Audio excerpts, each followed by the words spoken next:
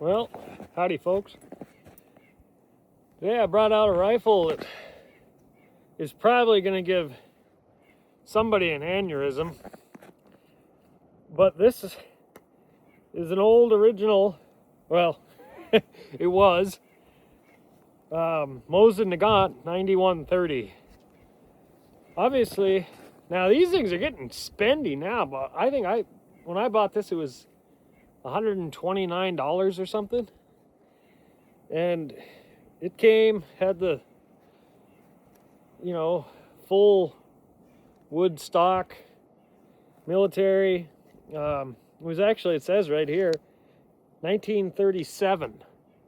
And it's got the Soviet hammer and sigh right here. And like I said, some collector out there is seeing this right now is probably having an aneurysm because, oh my goodness, what did you do to a priceless piece of history? Well, as I've said before, I use my guns. And what can I use this for, you ask? Well, the 7.62x54R is about like a 308. It's very similar. A little bit longer, rimmed, of course. But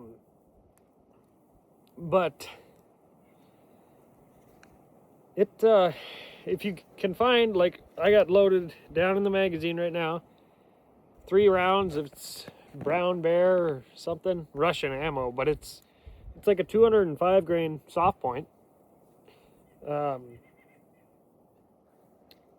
thing about these though, now they're getting to be, geez, they're $500 if you see them at a gun show or something. But this is, when I bought this kind of for a pickup gun, something to just throw in the back, in the back seat of the truck, and I'm gonna have to put my gloves on. It's a little chilly. Anyway, it's not something that I bought for, as a safe queen or anything like that, that's for sure. They're, okay. It's not the handiest thing in the world. This, I believe, I think it's an ATI stock or something like that. You can see it's got a raised cheek piece on there, but even then, you don't get like a real nice cheek weld like this. Your face is still up off the stock a little bit. But I've went with a couple different scopes. This is a Vortex Vanquish. I got it on sale at Midway, and I think it's a 4-12 scope. Not real fancy, but this ain't a real fancy gun. You can shoot. I actually have shot a coyote with it, with the 147 grain full metal jackets, and that coyote did not bleed hardly at all and went quite a ways before expiring. So, but I have heard of guys using FMJs on coyotes for saving the pelts, and worked really good. So that's something else I kind of would use this for. Or another thing too, when you're just hiking around and you just like to shoot sometimes, I like doing that. It's kind of a neat thing for that.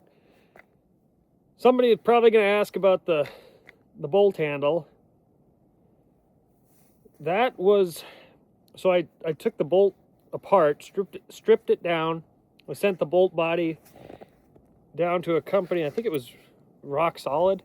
I don't even know if they're still in business. That was 10 years ago. Maybe they are. If they are, and you want to do this, look them up. But they cut the old, the handle that stuck straight out, they cut that off and welded this on there. And then the scope mount, that's rock solid too. And I did not take the proper time. Now, when I put that on, I mean, it worked, but I should have taken a little more time doing it. It's kind of crude the way I did it. But for, I guess, for a beater rifle, this is kind of hard to beat. Anyway, I'll take a few shots with it here.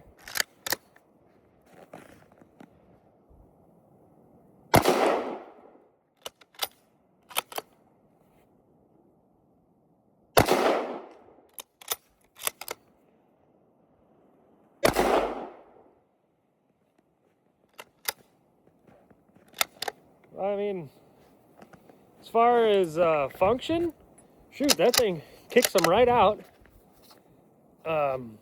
It's technically a push feed, but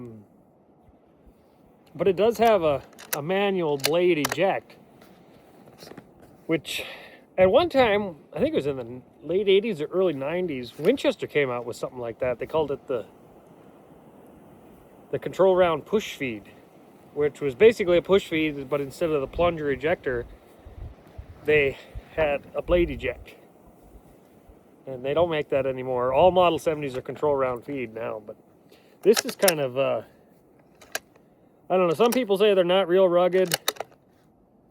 I don't know. One thing that's kind of neat about them, a lot of these old Milsurp rifles, I don't know if I can do this with gloves on.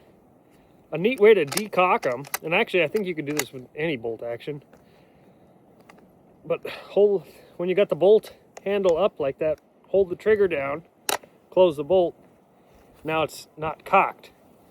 And you can pull back on that, now it's cocked. And usually when I got this thing not in use, I don't have it cocked. One thing that just bothers me about these things is their actual safety. It's weird. You pull back on that, turn it to the left, and it hooks on the back of the receiver here. I don't know if you can see that. And then when you're ready to fire, you pull back on it and then let it down nice and easy. Not fast by any means. So usually if I am carrying this thing around, I'll put the 5 in. It's a single stack magazine, but I'll push down on the round, close the bolt, and then if I do want to use it, it's fairly quick. But yeah, for just a beater rifle, it's kind of fun and neat old rifle. And like I said, I'm sure some collector out there is having an aneurysm right now, but I don't care. I use my guns.